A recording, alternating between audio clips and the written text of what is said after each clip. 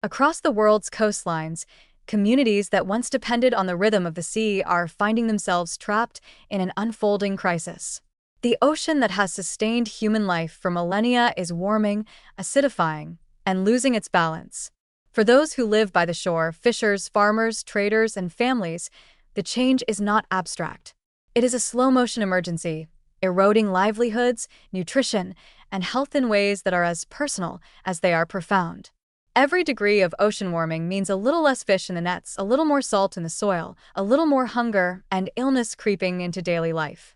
And while the world debates emissions targets and economic models, millions of lives at sea level are already on the line. In a coastal village in South Asia, a fisherman describes returning from the water empty-handed. The sardines, once abundant near the shore, have moved north toward cooler currents. His boat cannot reach that far, his fuel costs have doubled, and the catch he brings home is no longer enough to feed his family. What was once a thriving trade has become a struggle for survival. He watches as younger villagers migrate inland to find work, leaving behind aging parents and empty harbors. The ocean, once generous and reliable, has turned unpredictable. It now brings jellyfish instead of fish, storms instead of calm, and a silence that feels like betrayal. In the Pacific Islands, another family faces a quieter, but equally devastating transformation.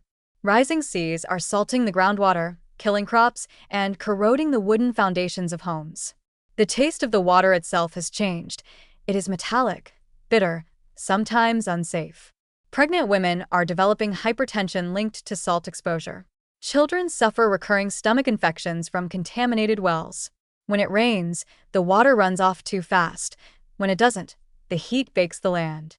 Health clinics, already short on staff and medicine, must now handle waves of dehydration, heat exhaustion, and malnutrition, often without electricity or refrigeration. The line between natural disaster and daily life is vanishing. In West Africa, small fishing towns are witnessing both economic and nutritional collapse. Warming seas are driving fish stocks deeper and further offshore, and industrial trawlers from richer nations follow them, stripping local waters bare. The result is hunger, not just for calories but for protein and micronutrients. Fish once formed the backbone of coastal diets, providing vital omega-3 fats and minerals that protected heart and brain health.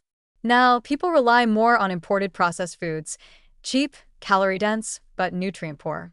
Hypertension, diabetes, and heart disease are rising in places where undernutrition once dominated.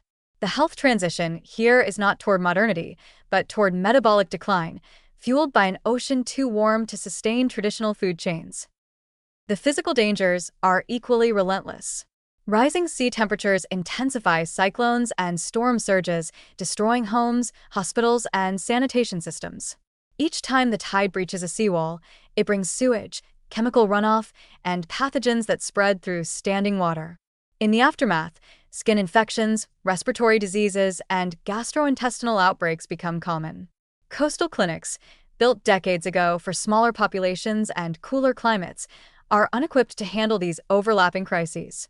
Medical staff work in unbearable heat, sometimes ankle-deep in floodwater, treating patients while the power flickers on and off. And then there is the psychological burden, the invisible layer of suffering. People who once defined themselves by the sea are losing their sense of identity. Fishermen who cannot fish, farmers who cannot plant, families forced to move from ancestral land, all experience a quiet unraveling. Depression and anxiety grow silently in these communities, unrecorded and untreated. Climate trauma is not a single moment of disaster but a long, grinding recognition that the future you believed in no longer exists. When children see their schools flooded and their parents unable to provide, they internalize fear and hopelessness that will echo through generations. The danger is that the crisis of coastal life is still seen as peripheral, something that happens over there, in small villages or island nations. But what begins at the edges of the sea inevitably moves inland. As fisheries collapse and coastlines retreat, displaced families migrate toward cities, bringing health problems, food insecurity, and mental strain with them. Urban systems, already fragile, will struggle to absorb millions of climate refugees. Public health networks will face new epidemics born of overcrowding, poor sanitation, and malnutrition. In this sense, the warming ocean is not just a coastal problem, it is a global contagion of instability, rippling outward from every lost reef and flooded delta. The most tragic part of the story is how preventable it once was. The carbon now heating the sea was emitted by industries and lifestyles far from the shores it is destroying. The communities suffering most have contributed least to the problem.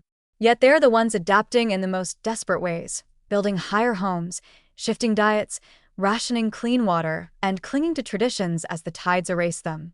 Their resilience is remarkable, but resilience is not infinite. There comes a point where adaptation becomes slow dying, and survival itself becomes a form of endurance rather than life. The warming ocean is no longer a distant scientific concern, it is a human emergency.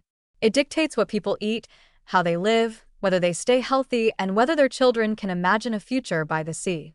Every fraction of a degree gained by the ocean translates into more hunger, more sickness, more displacement.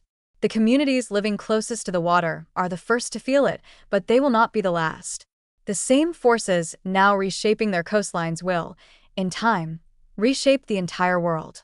And if humanity continues to treat their suffering as remote, the day will come when the rising tide reaches us all, too fast, too hot, and too late to turn back.